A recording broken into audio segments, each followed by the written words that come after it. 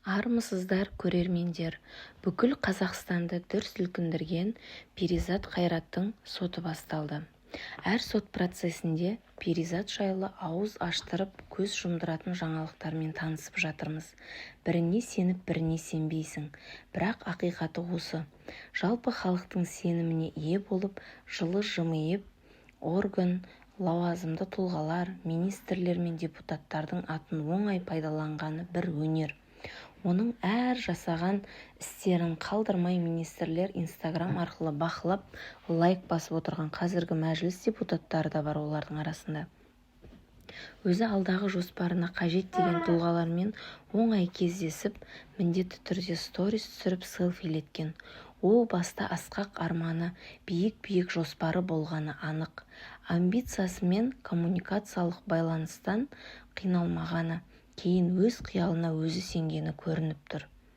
Кембридж магистратурасын жалғастыруды мысалы мен де армандаймын.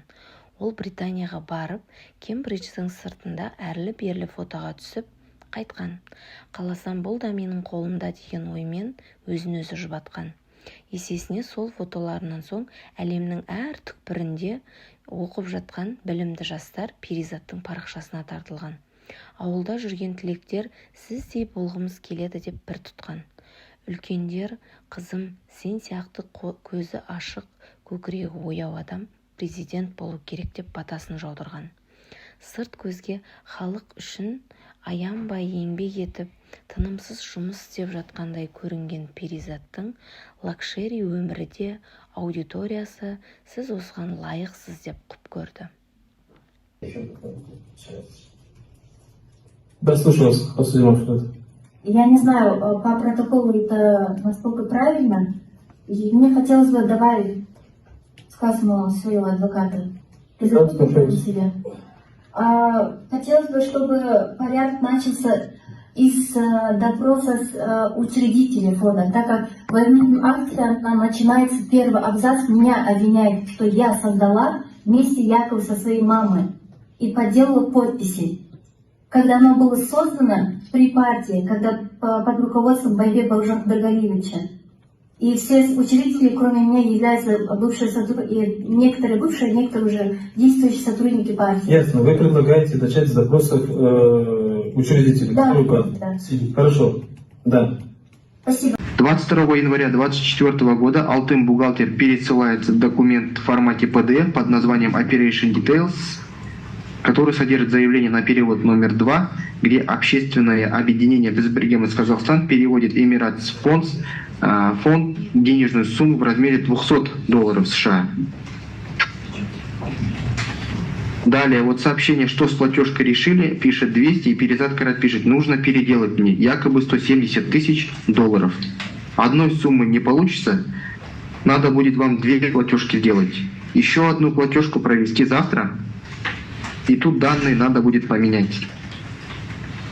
Также 22 января, сейчас еще попытаюсь дома с айпадом, пишет Перизат Кайрат, Алтын бухгалтер, только 200 тысяч, потому что с телефона экран маленький, сложно маркировать. В ответ немного еще подшаманить, а так круто. В ответ Кайрат Перизат пишет, капец, преступником себя чувствую.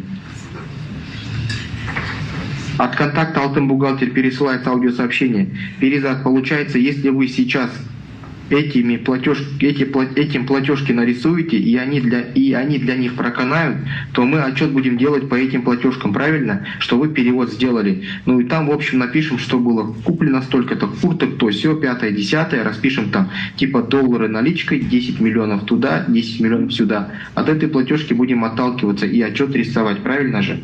Перизат Кайрат, дело передано ли в суд? Какова сейчас ситуация? Дело окончено, ознакомление окончено, сейчас идет процедура получения ходатайств и ответа на эти ходатайства.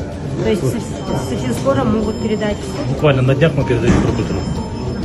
И ничего в составе подозреваемых, обвиняемых не изменилось тех же платежей? После того, что я уже ранее дал, количество потерпевших я вам отдельно могу дать, список их много очень. Очень много? Да.